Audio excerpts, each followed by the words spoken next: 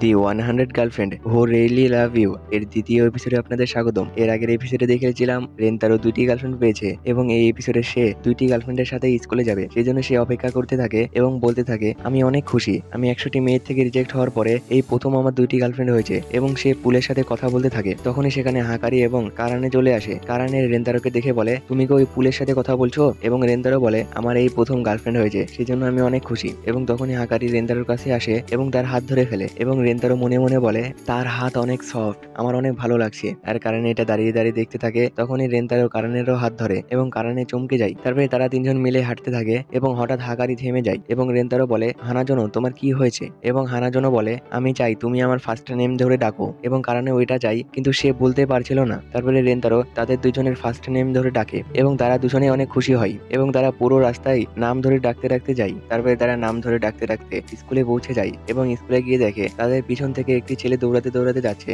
আর তার পিছে vice principal দৌড়াতে থাকে এবং হাকারি বলে এটা আমাদের স্কুলের ভাইস প্রিন্সিপাল, কেউ যদি আমাদের স্কুলের বারান্দাতে দৌড়াদৌড়ি করে এবং সে তাদেরকে ধরে শাস্তি দেয়, আমাদের ভাইস প্রিন্সিপাল নিয়ম কানুন একদম মেনে চলে, সে কাউকে নিয়ম কানুন ভঙ্গ করতে দেয় না। এবং রেন্তারা বলে কিরকম শাস্তি দেয়? এবং হাকারি বলে কেউ যদি এভাবে দৌড়াদৌড়ি করে সে তাকে ধরে এবং ধরার পরে তাকে একটি ফ্রেন্ডলি কিস করে। এবং রেন্তারো বলে এটা তো ইমোশনাল ড্যামেজ হয়ে যাচ্ছে। এবং হাকারি বলে শুধু ইমোশনাল না, ফিজিক্যালও ড্যামেজ। তারপরে হাকারি রেন্তারোকে বলে আচ্ছা তুমি কি কাউকে কিস করেছো? এবং রেন্তারো বলে আমি কাউকে কিস করিনি, তোমরাই আমার সর্বপ্রথম গার্লফ্রেন্ড। এবং এইটা শুনে তারা দুজন ভাবতে লাগে কে সর্বপ্রথম রেন্তারোকে কিস করবে এবং তাদের দুজনের মধ্যে কম্পিটিশন শুরু হয়ে যায় যে কে সর্বপ্রথম রেন্তারোকে কিস করবে। তারপরে নেক্সট সিনে আমাদের দেখানো হয় তারা সবাই খাওয়া দাওয়া করার জন্য ছাদে আসে এবং ছাদে এসে তারা খাওয়া দাওয়া করতে বসে এবং সুযোগ দেখে হাকারি রেন্তারোকে খাইয়ে দেয় এবং রেন্তারো খাবারটি খেয়ে হাকারির খাবারের অনেক সুনাম করতে থাকে। এইটা দেখে কারানিও বলে আমিও তোমার জন্য কুকিজ বানিয়ে নিয়ে এসেছি এবং সে কুকিজটি বের করে তাকে খাইয়ে দেওয়ার জন্য, কিন্তু সে অনেক লজ্জা পাচ্ছিল এবং সে লজ্জার কারণে রেন্তারোর মুখে দেওয়ার চক্করে তার চোখের ভিতরে কুকিজটি ঢুকিয়ে দেয়। তারপরে সে ভালো মতন রেন্তারোকে খাইয়ে দেয় এবং রেন্তারো তার খাবারেরও অনেক সুনাম করে। এবং হাকারি বলে আমি তোমার জন্য আরো একটি খাবার নিয়ে এসেছি এবং সে সেটি বের করে এবং দেখে তার গোড়াটি ভেঙে গেছে। এবং হাকারি বলে আমার কাছে আরো একটি প্ল্যান আছে, এটা আমরা ওইভাবে খেতে পারি। এবং হাকারি ওই স্টিকটির একটি কোণা নিজের মুখে নেয় এবং আরেকটি দিয়ে রেন্তারোকে খাইয়ে দিতে লাগে এবং রেন্তারো বলে এটা তার একটি চাল, সে আমাকে কিস করতে চাই। কিন্তু যাই হোক সে অনেক কিউট লাগছে এবং তারা অনেক কাছাকাছি চলে গেছে। এটা দেখে কারণে তার মুখের ভিতরে একটি স্টিক নিয়ে নেয় এবং সে রেন্তারোর মুখে দেওয়ার চক্করে সে আবারও রেন্তারোর চোখের ভিতরে ঢুকিয়ে দেয় এবং তখনই রেন্তারোর হাসি চলে আসে এবং সে হাসি দেয়। হাসি দেওয়ার কারণে সব স্টিকটি ভেঙে যায় এবং রেন্তারোর চোখে দুইবার লাগার কারণে তার চোখ অনেক লাল হয়ে যায় এবং তারা দেখে যে রেন্তারোর চোখ অনেক লাল হয়ে গেছে এবং কারণে বলে তোমার কি শরীর খারাপ, তোমার চোখ লাল হয়ে গেছে? তারাও আমি দেখছি তোমার কি হয়েছে। এবং সে দেখার চক্করে তাকে কিস করতে যায়, তখনই সেখানে হাকারি চলে আসে এবং তাকে বাধা দিয়ে দেয় এবং বলে আমাদের বাসায় প্রথমে কপাল চেক করে এবং তারপরে মুখের সাথে মুখ ঠেকিয়ে চেক করে যে তার কি হয়েছে। এবং তখনই হাকারি তাকে বাধা দিয়ে দেয় এবং বলে আমাদের বাসায় ঠোঁটের সাথে ঠোঁট লাগিয়ে চেক করে যে কি হয়েছে।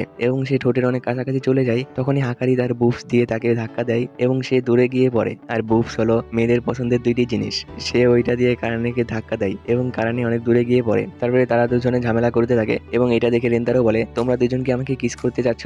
এবং তারা দুজন অনেক লজ্জা পায়, সেজন্য বলে একদমই না। আর রেন্তারো মনে মনে বলে এরা দুজন আমার মতন একটি ছেলেকে কিস করার জন্য এত পাগল হয়ে গেছে। তারপরে রেন্তারো বলে তোমরা আমাকে কিস করতে যাও, এটা যদি তোমরা আমাকে আগে বলতে তাহলে আমি নিজে থেকে কিস করতে দিতাম, আমিও তোমাদেরকে কিস করতে চাই। এবং তারা দুজন বলে সমস্যা এটা না, সমস্যা হলো কে আগে সর্বপ্রথম কিস করবে, আমাদের মধ্যে এটা নিয়ে ঝামেলা চলছে। এবং রেন্তারো বলে তোমরা দুজন আমাকে কিস করবে, কিন্তু এমন ভাবে করবে যেন তুমি কিস করেছো এবং এটা ও জানে না এবং ও কিস করেছে এটা তুমি জানো না, এইভাবে কিস করলে সমস্যার সমাধান হয়ে যাবে। এবং হাকারি বলে আমরা যদি তোমাকে আলাদা আলাদা জায়গাতেও কিস করি তাও এটা তোমার জানা থাকবে যে তুমি সর্বপ্রথম কিস কাকে করেছো। এবং রেন্তারো বলে হ্যাঁ এটাও তো ঠিক, আচ্ছা তাহলে আমরা একটা কাজ করতে পারি, আমার কাছে একটা প্ল্যান আছে, আমরা এইগুলো দ্বারা ডিসাইড করবো যে কাকে সর্বপ্রথম কিস করব। এবং এই আই মাস্কটি আমি সর্বপ্রথম আমার চোখে লাগিয়ে নেব এবং আমি কোনো কিছু দেখতে পাবো না এবং আমি যেন তোমাদের মুভমেন্ট বুঝতে না পারি সেই জন্য আমার ফোনে একটি জোরে করে গান বাজাবো এবং তোমরা একটি নির্দিষ্ট জায়গায় গিয়ে দাঁড়িয়ে পড়বে এবং তোমরা আই মাস্কটি পরে নেবে যেন কেউ কাউকে দেখতে না পারো। এবং তোমরা যখন রেডি হয়ে যাবে তখন আমাকে একটি মেসেজ দিবে এবং আমি এইগুলো দ্বারা ডিসাইড করবো যে আমি কোন দিকে যাব। তারপরে তাদের খেলা শুরু হয়ে যায় এবং রেন্তারো সামনের দিকে আগাতে থাকে এবং মনে মনে বলতে থাকে আমি নিজের হাত সাবধানে কোথাও রাখবো, মেয়েদের অন্য কোনো জায়গায় লেগে গেলে সমস্যা আছে, আমি সর্বপ্রথম আমার হাতটি তাদের কাঁধে রাখবো। এবং সে যখনই হাতটি রাখতে যায় এবং সে হাতটি কাঁধে রাখতে গিয়ে একটি অন্য জায়গায় রেখে দেয় এবং সে হাতটি রাখার পরেই বুঝতে পারে এটা হাকারি এবং সে হাকারির সামনে মাথা নত করে ফেলে এবং বলে আমাকে মাফ করে দাও হাকারি। আর হাকারি বলে আরে কোনো সমস্যা নেই, ভুল মানুষের দ্বারাই হয়। এবং সে কারণের কাছে যায় এবং তার কান থেকে ইয়ারফোনটি খুলে ফেলে এবং বলে আমাদের এই গেমটি আবারও শুরু করা লাগবে, এবার আমরা ফেল হয়ে গেছি। এবং কারণে দেখে তাদের দুজনের মুখ লাল হয়ে গেছে এবং বলে তোমাদের দুজনের মধ্যে কি হয়েছে হয়েছে এবং তারা আবারও খেলা শুরু করে দেয় এবং এইবার রেন্তারও কারানের দিকে যেতে থাকে এবং তখনই উপরে বসে থাকা বিলাইটি কারানের কাছে যায় এবং কারানের আন্ডারওয়্যারটি দেখে সেটি নেওয়ার চেষ্টা করতে থাকে এবং কারানে বলে, এটা কি করছো রেন্তারো, এগুলা করো না। এবং সে রেন্তারোকে একটি পাঞ্চ করে এবং রেন্তারোকে মারা শুরু করে দেয়। তারপরে সে আইমাক্সটি খুলে দেখে সেখান থেকে বিলাইটি পালিয়ে চলে যাচ্ছে এবং রেন্তারোকে বলে, সরি রেন্তারো, আমাকে ক্ষমা করে দাও, আমার ভুল হয়ে গেছে। এবং রেন্তারো বলে, কোনো সমস্যা নাই। এবং সে হাকারের ইয়ারফোনটি খুলে এবং বলে, এইবারও আমাদের গেমটি ফেল হয়ে গেছে, আমাদের আবারও শুরু করা লাগবে। এবং হাকারি বলে, তোমাদের দুইজনের মধ্যে কি হয়েছে, তোমার এই অবস্থা কেন? তারপরে তারা আবারও গেমটি শুরু করে, কিন্তু তারা কোনোবারই পারফেক্ট হচ্ছিল না। একবার এরকম হয় তো আরেকবার ওইরকম হয়। একবার তো রেন্তারোর হাত থেকে পড়ে যেতে লেগেছিল। তারপরে সন্ধ্যা হয়ে যায়, কিন্তু তারা এখনো কিস করতে পারেনি। এবং কারণে বলে, আমি জানতাম এই প্ল্যানটি একদম বেকার। এবং হাকারি বলে, এই প্ল্যানটি বেকার না, এই প্ল্যানে থাকা লোকজন বেকার। এবং কারণে বলে, তুমি কি বোঝাতে চাচ্ছ আমি বেকার? এবং বলে, তোমরা দুজন কি এমন কিস করছিলে যে প্রতিবার তোমাদের মুখ লাল হয়ে থাকছিল? এবং হাকারি বলে, তোমরা দুজন এমন কি করছিলে যে প্রতিবার রেন্তারো আঘাত খাচ্ছিল?